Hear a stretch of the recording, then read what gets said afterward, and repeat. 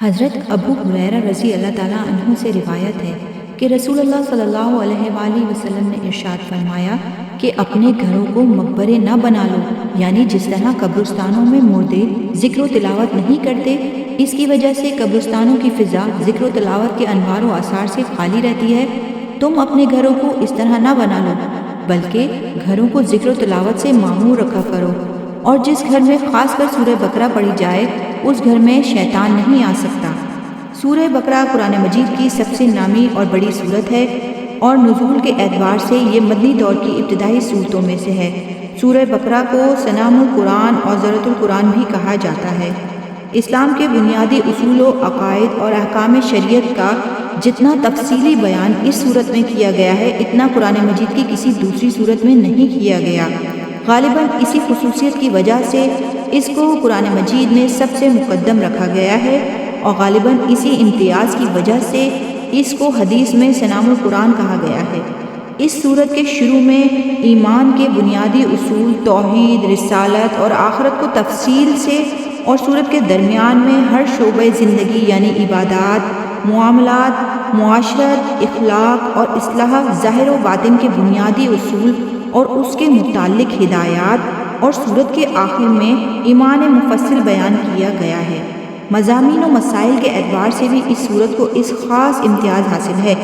اس کا اندازہ اس سے لگایا جا سکتا ہے کہ حضرت عمر فاروق اعظم رضی اللہ تعالیٰ عنہ جیسی شخصیت نے جب سورہ بقرہ کو تفسیر کے ساتھ پڑھا تو اس کی تعلیم میں 12 سال لگے، اور حضرت عبداللہ بن عمر رضی اللہ تعالیٰ نے یہ سورت 8 سال میں پڑھی۔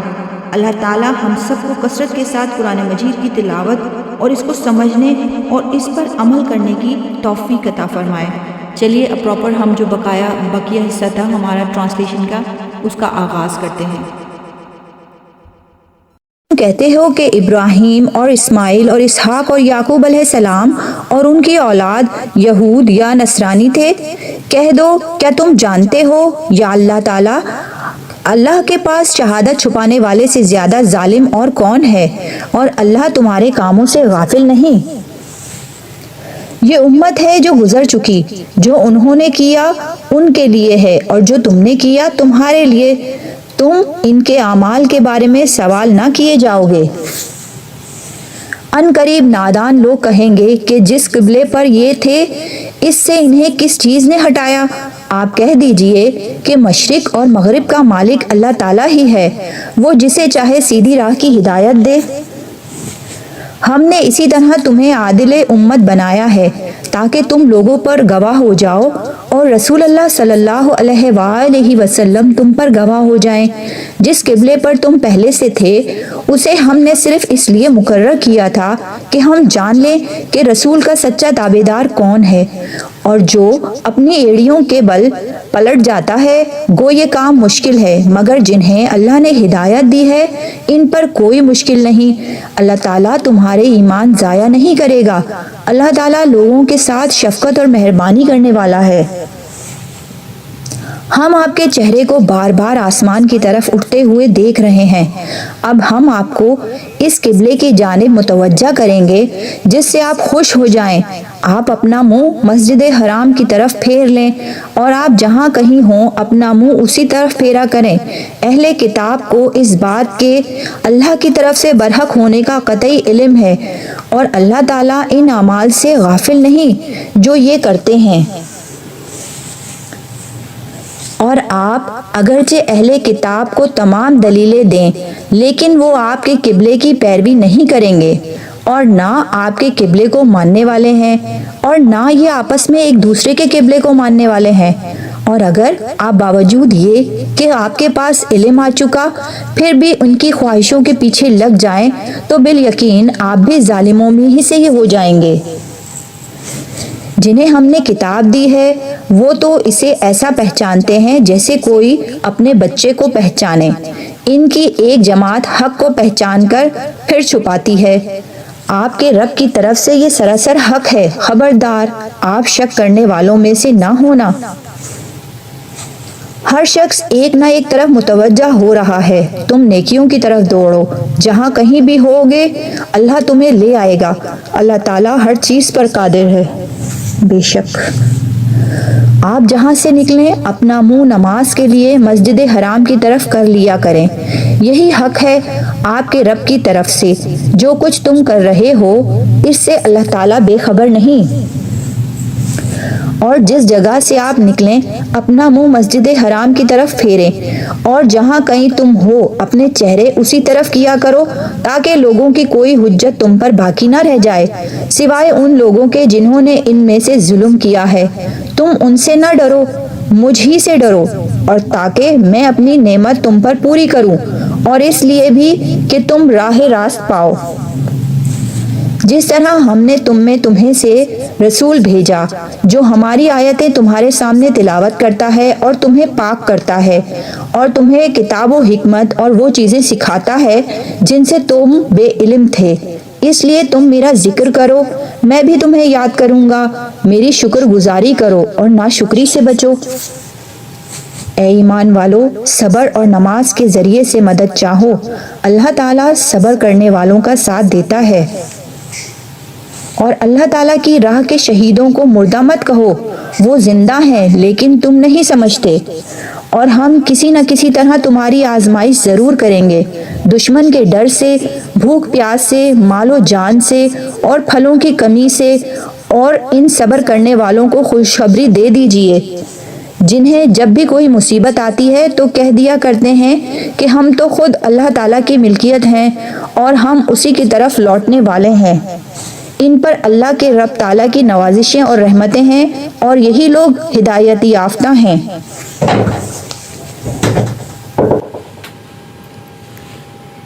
صفا اور مروہ اللہ کی نشانیوں میں سے ہیں، اس لیے بیت اللہ کا حج اور عمرہ کرنے والے پر ان کا طواف کر لینے سے بھی کوئی گناہ نہیں۔ اپنی خوشی سے بھلائی کرنے والوں کا اللہ قدردان ہے اور انہیں خوب جاننے والا ہے۔ جو لوگ ہماری اتاری ہوئی دلیلوں اور ہدایات کو چھپاتے ہیں باوجود یہ کہ ہم اسے اپنی کتاب میں لوگوں کے لیے بیان کر چکے ہیں، ان لوگوں پر اللہ کی اور تمام لعنت کرنے والوں کی لعنت ہے۔ مگر وہ لوگ جو توبہ کر لیں اور اصلاح کر لیں اور بیان کر دیں تو میں ان کی توبہ قبول کر لیتا ہوں، اور میں توبہ قبول کرنے والا اور رحم و کرم کرنے والا ہوں۔ یقیناً جو کفار اپنے کفر میں ہی مر جائیں ان پر اللہ تعالیٰ کی، فرشتوں کی اور تمام لوگوں کی لعنت ہے، جس میں یہ ہمیشہ رہیں گے، نہ ان سے عذاب ہلکا کیا جائے گا اور نہ انہیں ڈھیل دی جائے گی۔ تم سب کا معبود ایک ہی معبود ہے، اس کے سوا کوئی معبود برحق نہیں، وہ بہت رحم کرنے والا اور بڑا مہربان ہے۔ آسمانوں اور زمین کی پیدائش، رات دن کا ہیر پھیر، کشتیوں کا لوگوں کو نفع دینے والی چیزوں کے لیے ہوئے سمندروں میں چلنا، آسمان سے پانی اتار کر مردہ زمین کو زندہ کر دینا، ان میں ہر قسم کے جانوروں کو پھیلا دینا، ہواؤں کے رخ بدلنا، اور بادل جو آسمان اور زمین کے درمیان مسخر ہیں، ان میں عقل مندوں کے لیے قدرت الہی کی نشانیاں ہیں۔ بعض لوگ ایسے بھی ہیں جو اللہ کے شریک اوروں کو ٹھہرا کر ان سے ایسی محبت رکھتے ہیں جیسی محبت اللہ سے ہونی چاہیے، اور ایمان والے اللہ کی محبت میں بہت سخت ہوتے ہیں۔ کاش کے مشرک لوگ جانتے، جبکہ اللہ کے عذاب کو دیکھ کر جان لیں گے کہ تمام طاقت اللہ ہی کو ہے اور اللہ تعالیٰ سخت عذاب دینے والا ہے، تو ہرگز شرک نہ کرتے۔ جس وقت پیشوا لوگ اپنے تابعداروں سے بیزار ہو جائیں گے اور عذاب کو اپنی آنکھوں سے دیکھ لیں گے، اور کل رشتے ناطے ٹوٹ جائیں گے، اور تابعدار لوگ کہنے لگیں گے کہ کاش ہم دنیا کی طرف دوبارہ جائیں تو ہم بھی ان سے ایسے ہی بیزار ہو جائیں جیسے یہ ہم سے ہیں، اسی طرح اللہ تعالیٰ انہیں ان کے اعمال دکھائے گا، ان کو حسرت دلانے کو یہ ہر چیز جہنم سے نہ نکلیں گے۔ لوگوں، زمین میں جتنی بھی حلال اور پاکیزہ چیزیں ہیں انہیں کھاؤ پیو اور شیطانی راہ پر مت چلو، اور تمہارا کھلا دشمن ہے اور تمہیں صرف برائی اور بے حیائی کا اور اللہ تعالیٰ پر ان باتوں کے کہنے کا حکم دیتا ہے جن کا تمہیں علم نہیں۔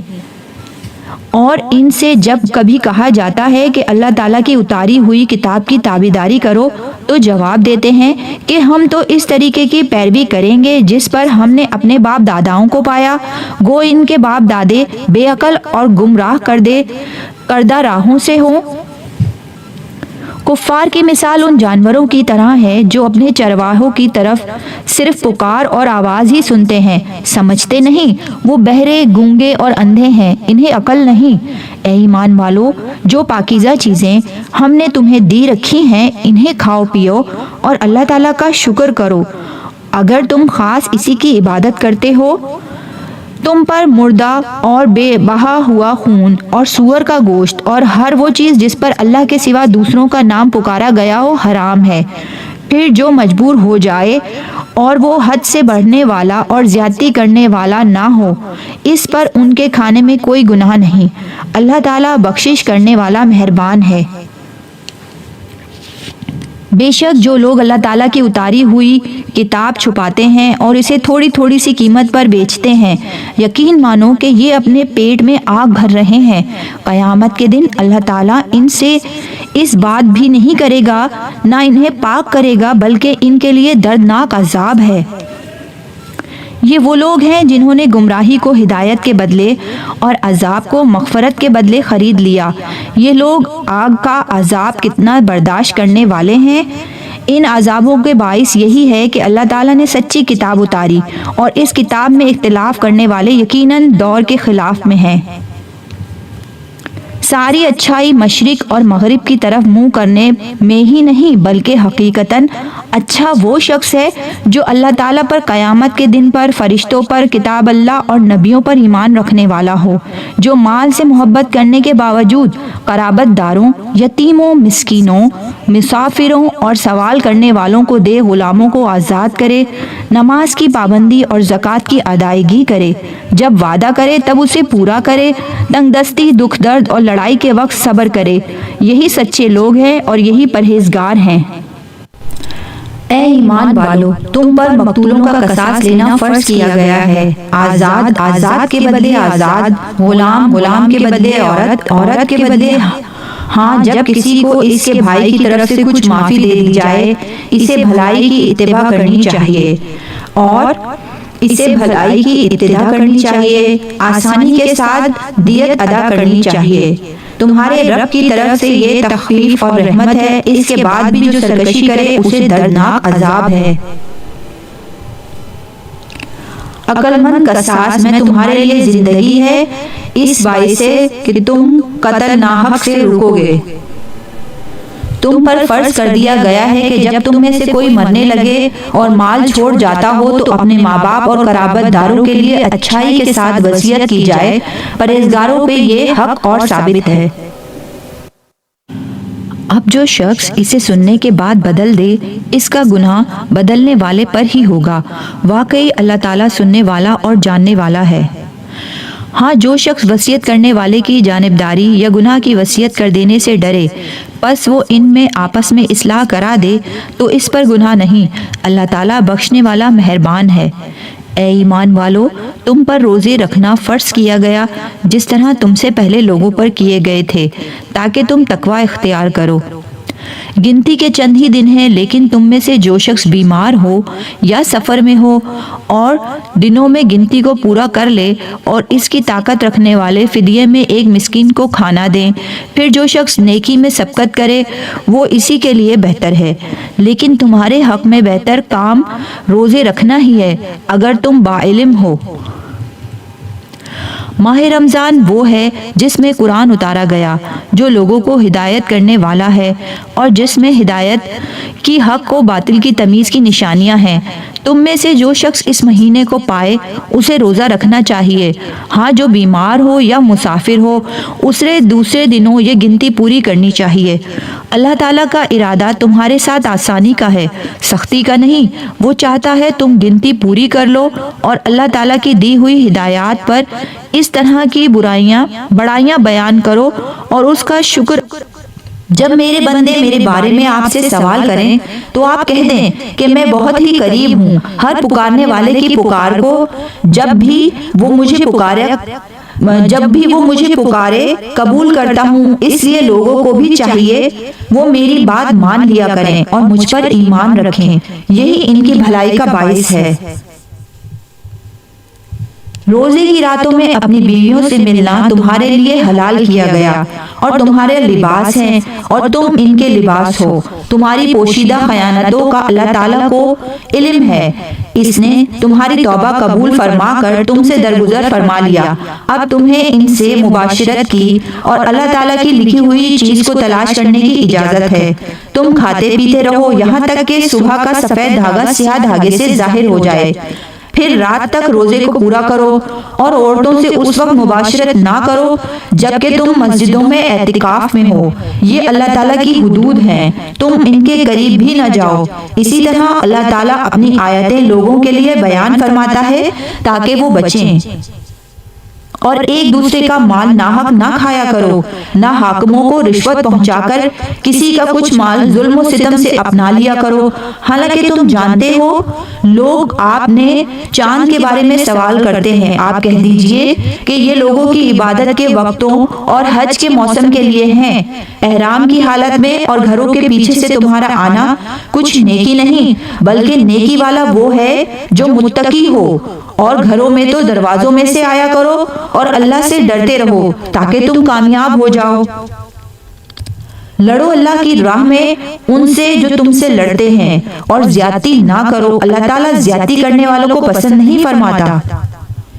انہیں مارو جہاں بھی پاؤ، انہیں نکالو جہاں سے انہوں نے تمہیں نکالا ہے۔ سنو، فتنہ قتل سے زیادہ سخت ہے، اور مسجد حرام کے پاس ان سے لڑائی نہ کرو جب تک کہ یہ خود تم سے نہ لڑیں۔ اگر یہ تم سے لڑیں تو تم بھی انہیں مارو، کافروں کا بدلہ یہی ہے۔ اگر یہ باز آ جائیں تو اللہ تعالیٰ بخشنے والا مہربان ہے۔ ان سے لڑو جب تک کہ فتنہ نہ مٹ جائے، اللہ تعالیٰ کا دین غالب نہ آ جائے۔ اگر یہ رک جائے تو تم بھی رک جاؤ، زیادتی تو صرف ظالموں پر ہی ہے۔ حرمت والے مہینے حرمت والے مہینوں کے بدلے ہیں، اور حرمتیں ادلے بدلے کی ہیں۔ جو تم پر زیادتی کرے تم بھی اس پر اسی کے مثل زیادتی کرو جو تم پر کی ہے، اور اللہ تعالیٰ سے ڈرتے رہا کرو اور جان رکھو کہ اللہ تعالیٰ پرہیزگاروں کے ساتھ ہے۔ اللہ تعالیٰ کی راہ میں خرچ کرو اور اپنے ہاتھوں ہلاکت میں نہ پڑو۔ سلوک و احسان کرو، اللہ تعالیٰ احسان کرنے والوں کو دوست رکھتا ہے۔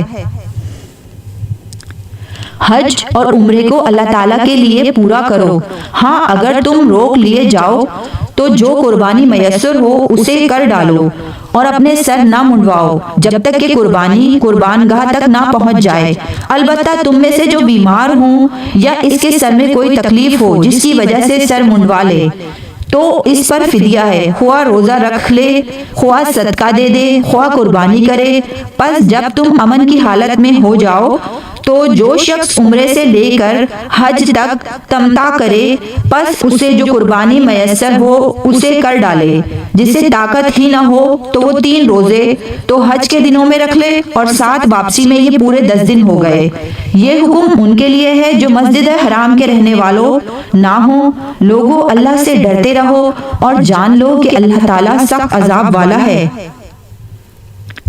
حج کے مہینے مقرر ہیں، اس لیے جو شخص ان میں حج لازم کرے وہ اپنی بیویوں سے میل ملاپ کرنے، گناہ کرنے اور لڑائی جھگڑے کرنے سے بچتا رہے۔ تم جو نیکی کرو گے تو اس سے اللہ تعالیٰ باخبر ہے، اور اپنے ساتھ سفر خرچ لے کیا کرو۔ سفر خرچ لے لیا کرو۔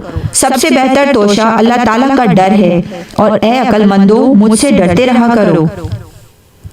تم پر اپنے رب کا فضل تراش کرنے میں کوئی گناہ نہیں۔ جب تم عرفات سے لوٹو تو مشعر حرام کے پاس ذکر الہی کرو، اور اس کا ذکر کرو جسے کہ اس نے تمہیں ہدایت دی، جیسے حالانکہ تم اس سے پہلے راہ بھولے ہوئے تھے۔ پھر تم اس جگہ سے لوٹو جس جگہ سے سب لوگ لوٹتے ہیں، اور اللہ تعالیٰ سے بخشش طلب کرتے رہو، یقیناً اللہ تعالیٰ بخشنے والا مہربان ہے۔ پھر جب تم ارکان حج ادا کر چکو تو اللہ تعالیٰ کا ذکر کرو جس طرح تم اپنے باپ داداؤں کا ذکر کرتے تھے، بلکہ اس سے بھی زیادہ بغض بعض لوگ وہ بھی ہوتے ہیں جو کہتے ہیں اے ہمارے رب ہمیں دنیا میں دے۔ ایسے لوگوں کا آخرت میں کوئی حصہ نہیں، اور بعض لوگ وہ بھی ہیں جو کہتے ہیں اے ہمارے رب ہمیں دنیا میں نیکی دے اور آخرت میں بھی بھلائی عطا فرما اور ہمیں عذاب جہنم سے نجات دے۔ یہ وہ لوگ ہیں جن کے لیے ان کے اعمال کا حصہ ہے اور اللہ تعالیٰ جلد حساب لینے والا ہے۔ اور اللہ تعالیٰ کی یاد ان گنتی کے چند دنوں ایام تشریق میں کرو، 2 دن کی جلدی کرنے والے پر بھی کوئی گناہ نہیں اور جو پیچھے رہ جائیں اس پر بھی کوئی گناہ نہیں، یہ پرہیزگار کے لیے ہے۔ اور اللہ تعالیٰ سے ڈرتے رہو اور جان رکھو کہ تم سب اسی کی طرف جمع کیے جاؤ گے۔ بعض لوگوں کی دنیاوی غرض کی باتیں آپ کو خوش کر دیتی ہیں اور وہ اپنے دل کی باتوں پر اللہ کو گواہ کرتا ہے، حالانکہ دراصل وہ زبردست جھگڑالو ہے۔ جب وہ لوٹ کر جاتے ہیں تو زمین میں فساد پھیلانے کی اور کھیتی اور نسل کی بربادی کی کوشش میں لگا رہتا ہے اور اللہ تعالیٰ فساد کو ناپسند کرتا ہے۔ اور جب اس سے کہا جائے کہ اللہ سے ڈر تو تکبر اور تعصب اسے گناہ پر آمادہ کر دیتا ہے۔ ایسے کے لیے پس جہنم ہی ہے اور یقیناً وہ بدترین جگہ ہے۔ اور بعض لوگ وہ بھی ہیں کہ اللہ تعالیٰ کی رضامندی کی طلب میں اپنی جان تک بیچ ڈالتے ہیں اور اللہ تعالیٰ اپنے بندوں پر بڑی مہربانی کرنے والا ہے۔ اے ایمان والو، اسلام میں پورے داخل ہو جاؤ اور شیطان کے قدموں کی تابعداری نہ کرو، وہ تمہارا کھلا دشمن ہے۔ اگر تم باوجود تمہارے پاس دلیلیں آ جانے کے بھی پھسل جاؤ تو جان لو کہ اللہ تعالیٰ غلبے والا اور حکمت والا ہے۔ کیا لوگوں کو اس بات کا انتظار ہے کہ ان کے پاس خود اللہ تعالیٰ ابر کے سائبانوں میں آ جائے اور فرشتے بھی اور کام انتہا تک پہنچا دیا جائے؟ اللہ ہی کی طرف تمام کام لوٹائے جاتے ہیں۔ بنی اسرائیل سے پوچھو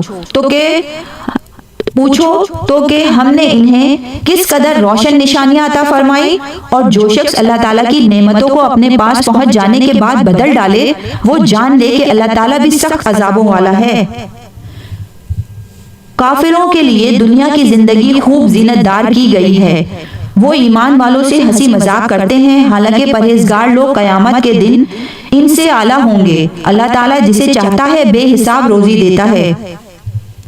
دراصل لوگ ایک ہی گروہ تھے، اللہ تعالیٰ نے نبیوں کو خوشخبریاں دینے اور ڈرانے والا بنا کر بھیجا اور ان کے ساتھ سچی کتابیں نازل فرمائیں تاکہ لوگوں کے ہر اختلافی امر کا فیصلہ ہو جائے، اور صرف انہی لوگوں نے جنہوں نے کتاب دی گئی تھی جو اسے دیے گئے تھے اپنے پاس دلائل آ چکنے کے بعد آپس کے بغض و عناد کی وجہ سے اس میں اختلاف کیا۔ اس لیے اللہ پاک نے ایمان والوں کی اس اختلاف میں بھی حق کی طرف اپنی مشیت سے رہبری کی، اور اللہ تعالیٰ جس کو چاہے سیدھی راہ کی طرف رہبری کرتا ہے۔ کیا تم یہ گمان کیے بیٹھے ہو کہ جنت میں چلے جاؤ گے، حالانکہ اب تک تم پر وہ حالات نہیں آئے جو تم سے اگلے لوگوں پر آئے تھے؟ انہیں بیماریاں اور مصیبتیں پہنچی اور وہ یہاں تک جھنجھوڑے گئے کہ رسول اور اس کے ساتھ کے ایمان والے کہنے لگے کہ اللہ کی مدد کب آئے گی؟ سن رکھو کہ اللہ کی مدد آپ سے پوچھتے ہیں کہ وہ کیا خرچ کریں؟ آپ کہہ دیجئے جو مال تم خرچ کرو وہ ماں باپ کے لیے ہے اور رشتہ داروں اور یتیموں اور مسکینوں اور مسافروں کے لیے ہے، اور تم جو کچھ بھلائی کرو گے اللہ تعالیٰ کو اس کا علم ہے۔ تم پر جہاد فرض کیا گیا گو وہ تمہیں دشوار معلوم ہو، ممکن ہے کہ تم کسی چیز کو بری جانو اور دراصل وہی تمہارے لیے بھلی ہو، اور یہ بھی ممکن ہے کہ تم کسی چیز کو اچھی سمجھو حالانکہ وہ تمہارے لیے بری ہو۔ حقیقی علم اللہ ہی کو ہے، تم محض بے خبر ہو۔ لوگ آپ سے حرمت والے مہینوں میں لڑائی کی بابت سوال کرتے ہیں، آپ کہہ دیجئے ان میں لڑائی کرنا بڑا گناہ ہے، لیکن اللہ کی راہ سے روکنا، اس کے ساتھ کفر کرنا اور مسجد حرام سے روکنا اور وہاں کے رہنے والوں کو وہاں سے نکالنا اللہ کے نزدیک اس سے بھی بڑا گناہ ہے۔ یہ فتنہ قتل سے بھی بڑا گناہ ہے۔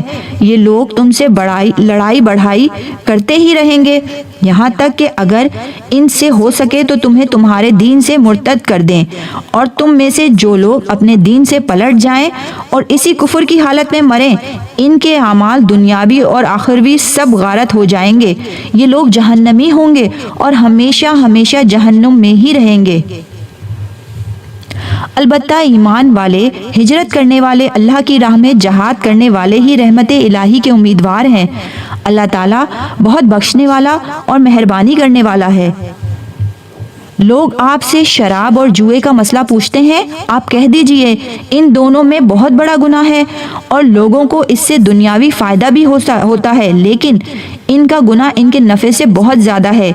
آپ سے بھی دریافت کرتے ہیں کہ کیا کچھ خرچ کریں، تو آپ کہہ دیجئے حاجت سے زیادہ چیز اللہ تعالیٰ اسی طرح اپنے احکام صاف صاف تمہارے لیے بیان فرما رہا ہے تاکہ تم سوچ سمجھ سکو۔ دنیا اور آخرت کے امور اور تجھ سے یتیموں کے بارے میں بھی سوال کرتے ہیں، آپ کہہ دیجئے کہ ان کی خیر خواہی بہتر ہے۔ تم اگر ان کا مال اپنے مال میں ملا بھی لو تو وہ تمہارے بھائی ہیں۔ بدنیت اور نیک نیت ہر ایک کو اللہ خوب جانتا ہے، اور اگر اللہ چاہتا تو تمہیں مشقت میں ڈال دیتا۔ یقیناً اللہ تعالیٰ غلبے والا اور حکمت والا ہے۔ اور شرک کرنے والی عورتوں سے تاوقتیہ وہ ایمان نہ لائیں تو تم نکاح نہ کرو۔ ایماندار لونڈی بھی شرک کرنے والی آزاد عورت سے بہتر ہے۔ گو تمہیں مشرکہ ہی اچھی لگتی ہو، اور نہ شرک کرنے والے مردوں کے نکاح میں اپنی عورتوں کو دو جب تک کہ وہ ایمان نہ لائیں۔ ایمان والا غلام آزاد مشرک سے بہتر ہے۔ گو مشرک تمہیں اچھا لگے، یہ لوگ جہنم کی طرف بلاتے ہیں، اور اللہ جہنم کی طرف اپنی بخشش کی طرف اپنے حکم سے بلاتا ہے، اور وہ اپنی آیتیں لوگوں کے لیے بیان فرما رہا ہے تاکہ وہ نصیحت حاصل کریں۔ آپ سے حیض کے بارے میں سوال کرتے ہیں، کہہ دیجئے کہ وہ گندگی ہے۔ حالت حیض میں عورتوں سے الگ رہو، اور جب تک وہ پاک نہ ہو جائیں ان کے قریب نہ جاؤ۔ ہاں جب وہ پاک ہو جائیں تو ان کے پاس جاؤ جہاں سے اللہ نے تمہیں اجازت دی ہے۔ اللہ توبہ کرنے والوں کو اور پاک رہنے والوں کو پسند فرماتا ہے۔ تمہاری بیویاں تمہاری کھیتیاں ہیں، اپنی کھیتیوں میں جس طرح چاہو آؤ، اور اپنے لیے نیک اعمال آگے بھیجو، اور اللہ تعالیٰ سے ڈرتے رہا کرو، اور جان رکھو کہ تم ان سے ملنے والے ہو، اور ایمان والوں کو خوشخبریاں سنا دیجیے۔